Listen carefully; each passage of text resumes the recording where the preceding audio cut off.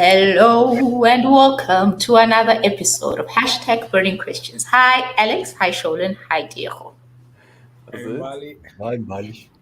Guys, so today the quote that we're looking at, and definitely shout out to Black Coffee for that Grammy Award. It inspires me. When I grow up, I want to be like Black Coffee and Nelson Mandela because the quote card that we're reading today comes from Nelson Mandela and it reads, "It is not our diversity which divides us. It is not our ethnicity or religion or culture that divides us. Since we have achieved our freedom, there can only be one division amongst us between those who cherish democracy and those who do not." Guys, I think let me open the floor to your thoughts about this code card. I think I'm going to take Diego and then we're going to go straight into comments. Diego, what are your thoughts? Well, I am in full agreement. South Africans got together in 1994.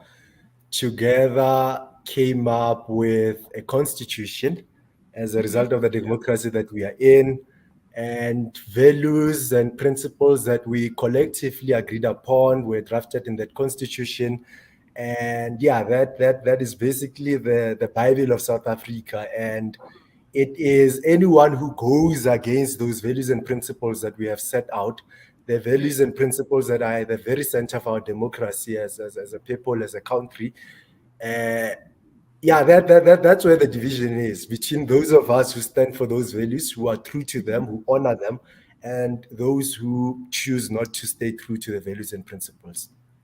Definitely. Maybe let me ask this question. What do you guys think Nelson Mandela would have said if he saw the state of South Africa right now? Do you think he'll still share the same sentiments?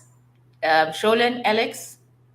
Sure. I would definitely say that. I mean, even some of his comments while he was still alive and he was with us, seeing the party that, he fought for, the ANC specifically, the about turn that they have taken downhill. He has expressed his disappointment many a times, and that's why I think he would have been like, we might have achieved our freedom in 1994, but we need to keep fighting for it for Yeah. as long as possible, and never rest on that side of the front. Yeah. But nonetheless, it's absolutely true. Absolutely true. Okay, let's go to Alex. Do you have And anything to add? one Okay. slight correction before we move forward. South Africans came together in 93 and 91, 92, 93, moving towards 96, actually, coming up with that constitution, not just in 94. That's a small clarity I have to make. Okay, Alex, anything before we go to the first comment? No, jump into it. I'll throw in some comments thereafter. All right, so this comment comes from Brian, and he says, "Oh, there's a lot of exclamation marks, a lot of question marks. We feel your pain, sir." He goes, freedom way, democracy way, Haibo. All I see is delusion, not division." And then there's a lot of emojis there that express his anger and his unhappiness. Alex? Yeah, I mean, I guess like was just mentioned that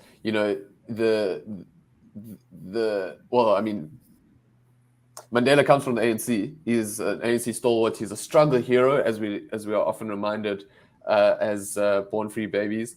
And the thing is that there is division where it comes through race-based policies still permeating through the government. It's government policies are just reversed, essentially. We've still got it's now Tioko is very familiar with what's going on in some of our universities where there are race-based policies and people being granted or denied access to universities based on the classification of their parents during apartheid. So it's actually just so wild that we've got this topsy-turvy thing, with policies like BEE, cadre deployment, which I think actually started in 1997, way back then. So, and every day we hear of racial hustling and people trying to create divisions.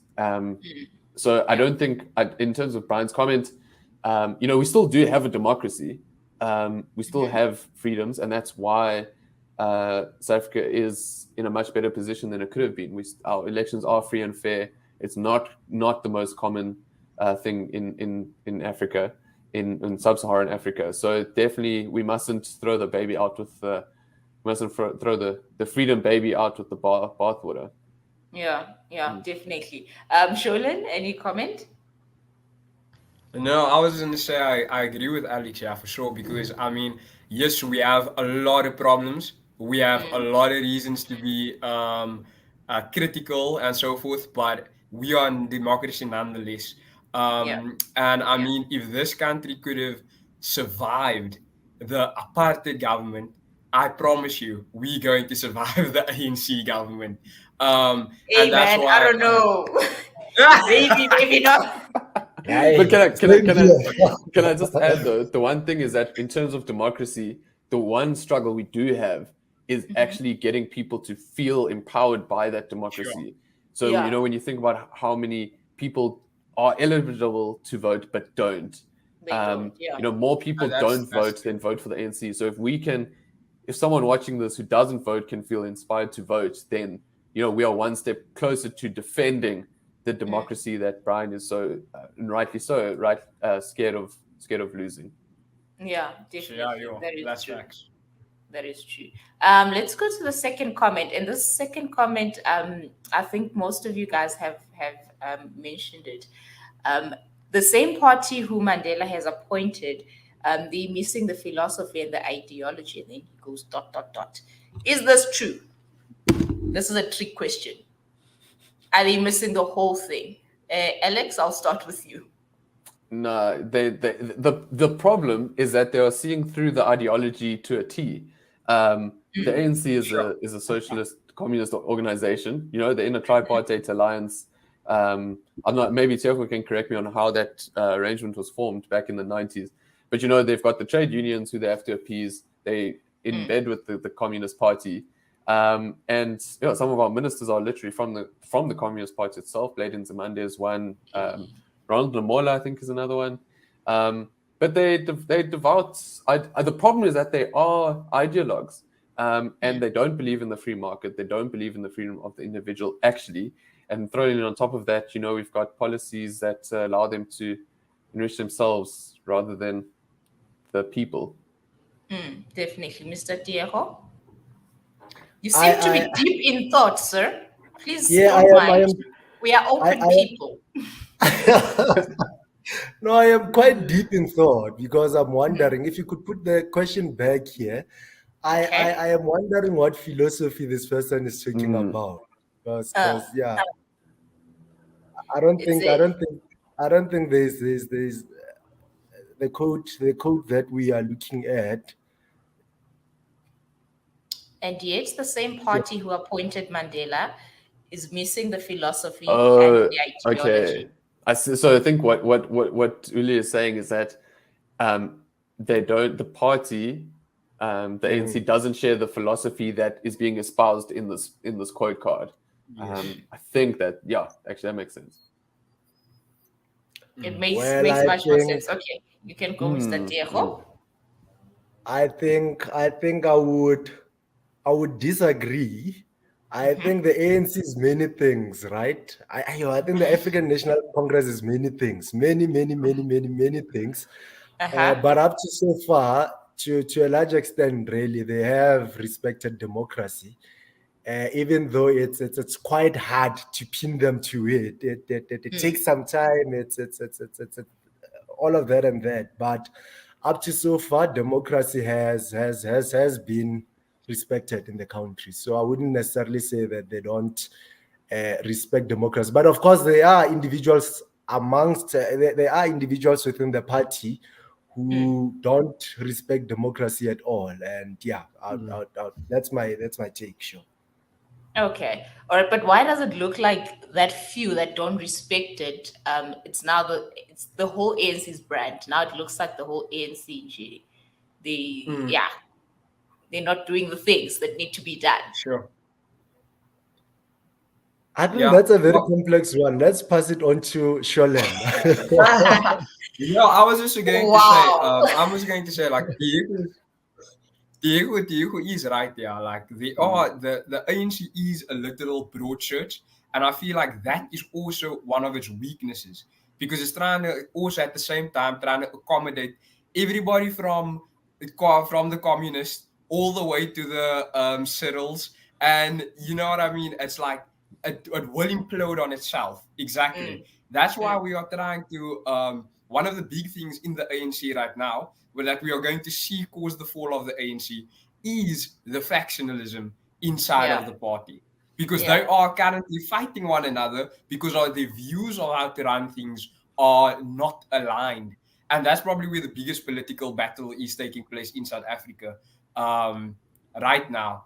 And I mean, like, one thing we shouldn't also do is that to say that, you know, like, we need a new ANC. You know, we need an ANC a bit different. The ANC is the ANC.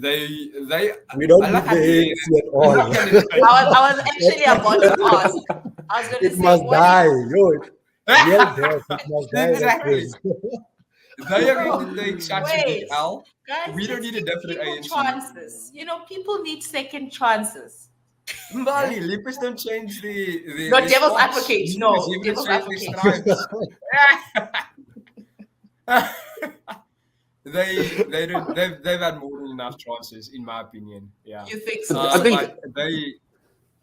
No, I was just going to say, Sholin, I think that's the point. And it speaks to the fact that we need people to vote. You know, it's like, you know, exactly. Okay, Mandela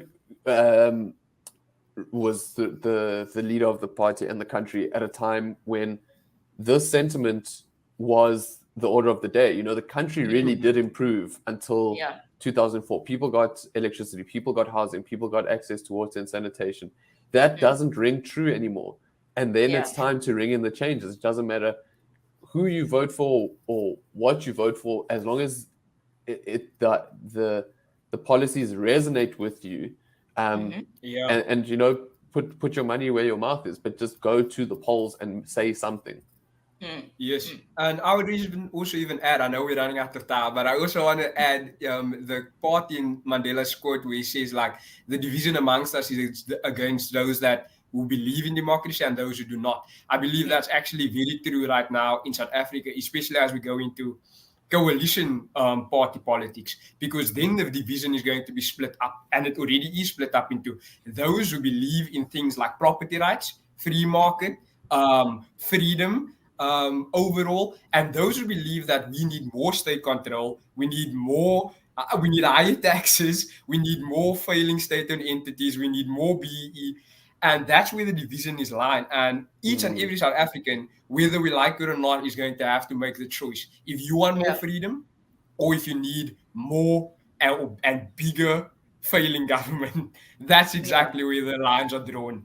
And that's why I think Mandela himself was actually even foreshadowing something way ahead of his time than he might have even realized. Yeah, no, definitely. But guys, I'm still on the ANC chat, you know. Topic for another day. Yes. I think definitely topic for another day. But do we have a party that, as we said, the ANC wasn't completely horrible, wasn't completely, you know, terrible. Do we have a party that can replace ANC? Yes. Well, if I could, Sholin can. Are we allowed to say who it is? But okay, Sholin, let's go.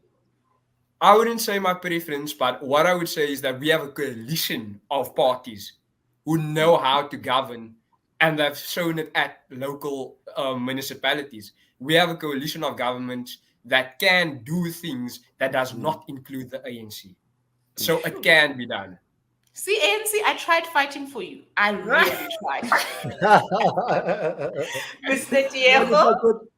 If I could just jump in, I think I've made up my mind around the question that was asked, whether the ANC respects democracy or not. I think they do respect democracy. I think the only thing is that they at times abuse it, right? And at times exploit it. For example, Jacob Zuma, his ANC coming to government, and one of the things that he does, because now he is the president of the country, elected democratically, so he gets in there and deliberately weakens state-owned companies, institutions that are meant to be holding people to account and stuff. So I do think up to so far, we haven't seen them doing away with democracy internally within the party as well. Every 5 years, they have their Congress, people are elected by the majority and so on and forth. The only thing is that here and there, they exploit it and they abuse it and use it to their own benefit. But yeah, we do have democracy, and they have respected democracy up to so far, except they exploit it. Yeah. Mbali, can I just add on to your initial question there? Is that it's not about, the thing is, it's kind of like, some people like stock sweets, some people like knickknacks, some people like ghetto snacks. But you know what I mean? Like if it's all about competition. If you don't hold, if a party doesn't feel like they're at any risk of losing, they're not going to change. So if you find a party that defends property rights, that's important to you. That can be something that is your focus. You can go and read their policies, see what they say. Then if that party then goes and gets more votes, starts to have a bigger, more seats at the table, then they have a bigger constituency to serve. And then then you start playing politics. And I think that's what people need to start thinking about going into 2024, is the bigger picture.